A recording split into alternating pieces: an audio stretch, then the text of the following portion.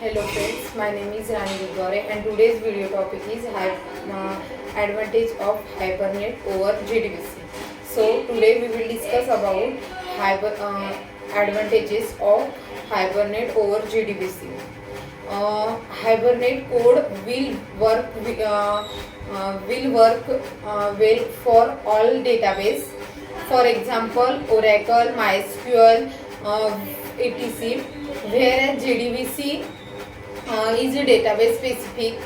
Uh, no no knowledge of SQL is needed because Hibernate is a set of objects and a table is created as a objects where has to work with JDBC.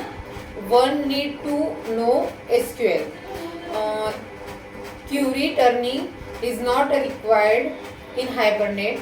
The query turning is automatic in Hibernate by using criteria query, and the result of performance is at least at its best, whereas in JDBC the query turning is to be done by database authors. With the support of cache of Hibernate, the data can be placed in the cache for better performance, whereas in JDBC the Java cache is to be implemented. Developer has to write code in JDBC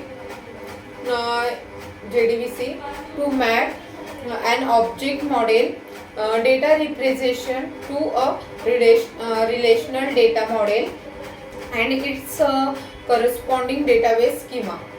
Hibernate itself take care of this mapping using XML file, so developer does not need to write code for this. JDBC support only native structure query language. Hibernate provides Hibernate query language which is similar to SQL syntax and supports polymorphic query too. It also supports native SQL statement. The mapping of Java object with database table has to be taken care of JDBC.